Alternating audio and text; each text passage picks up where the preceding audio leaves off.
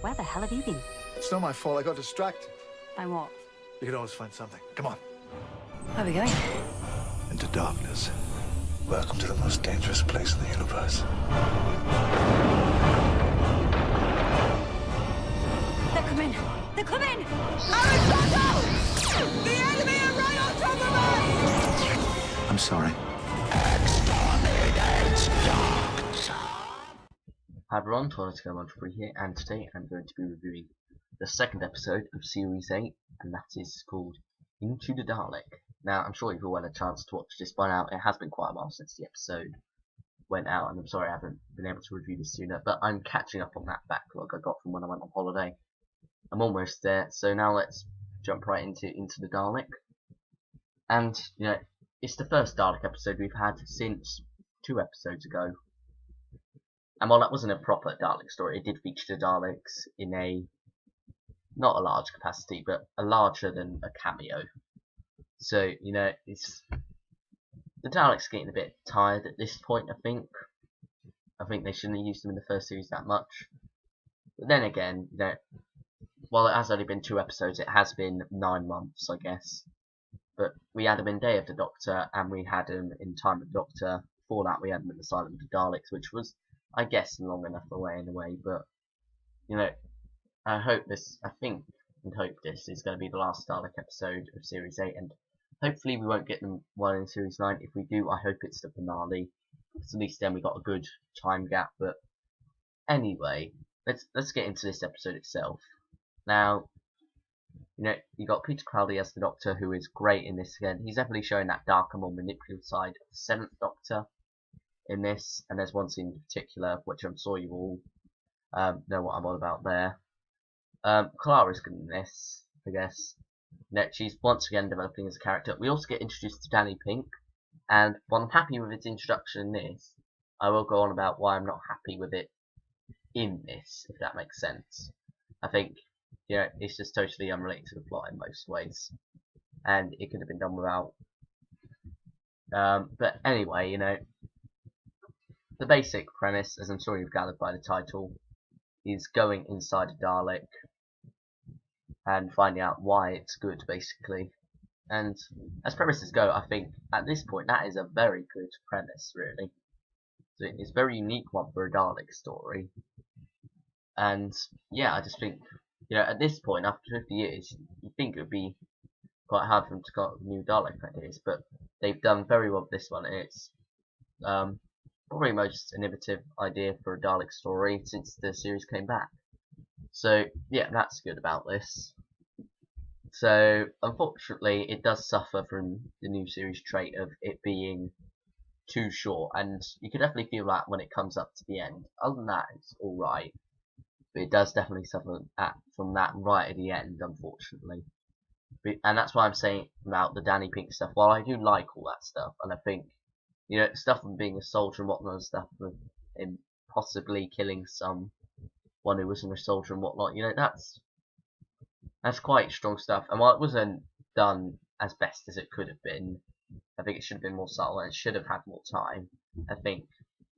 But, you know, overall it was okay, I guess. It just took up too much time in an episode that needed more time, unfortunately.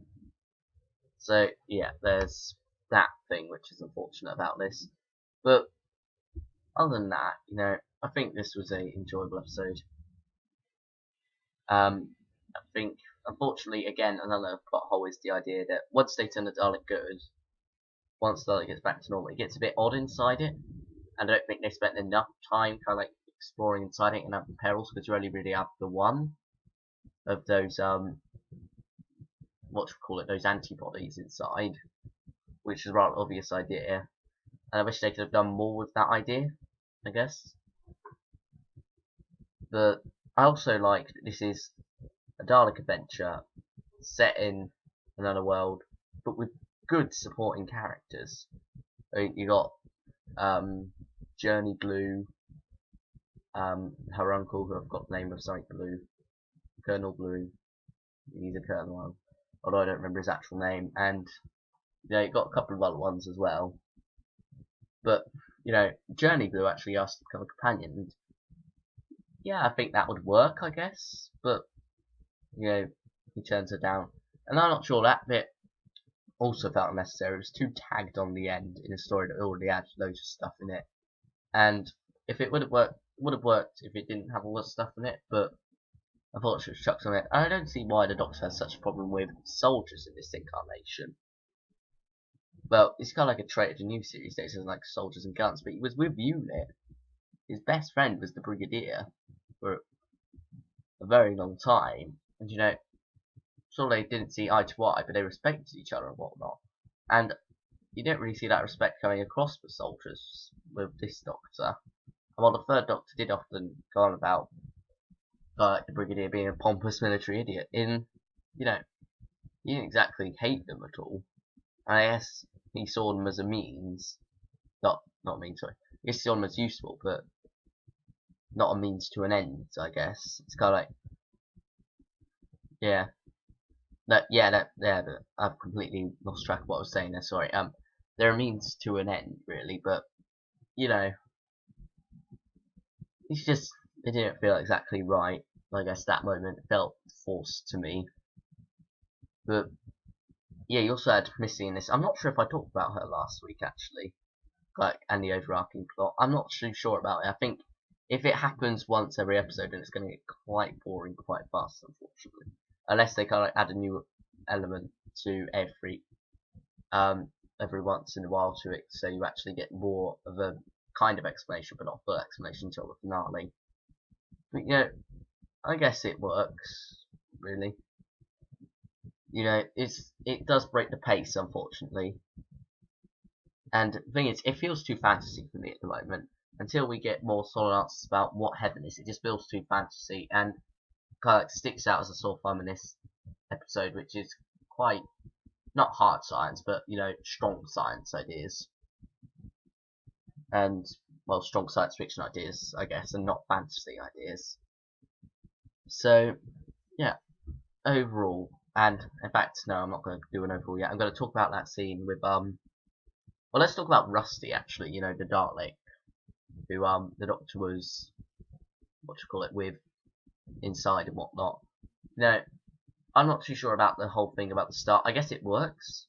I don't think it's explained that well, but basically the way I saw it was that, like, he saw that the star basically being born, and the Daleks trying to destroy everything. That they can't because life always returns, so their quest is meaningless. And yeah, it kind of works. It's a bit loose, I guess, unfortunately. You know, just kind of like one Dalek sees a star and suddenly it's you know, good.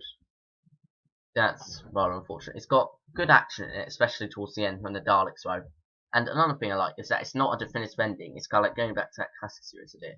Whereas during Russell T Davies' run, in every Dalek story, the Daleks are, in a way, definitively destroyed at the end. And beyond that as well. And I know we had that in Silent of the Daleks as well, but we don't talk about Silent of the Daleks.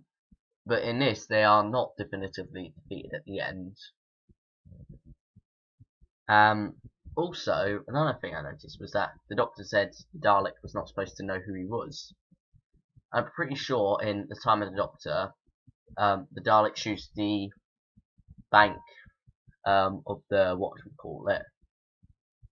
The papal mainframe, that's it, the memory bank of the papal mainframe, to fill in their knowledge gaps of what happened to this man and whatnot, and they found out who the Doctor was. Why is that not here? But anyway, unless he's referring to his face changing, that they shouldn't know who he is. But I think we've, for the most part, firmly established that the Daleks are able to tell who the Doctor is without seeing him, maybe? I don't know. It's a bit weak, that bit, unfortunately. But overall, it's enjoyable enough for the story. You know, 8 out of 10. I think it's definitely a step up from last week. It's not great, but 8 out of 10 will probably do this story. Peter Capaldi is great as ever. So, thanks for watching everyone, and I'll see you all next week. Well, next time, next review, I guess, next video. Yep. Next week's episode is Robot of Sherwood. That looks interesting. Not exactly sure. I haven't got any kind of like thoughts on it at the moment. But yeah, thanks for watching number 1, and I'll see you all next time. Bye everyone.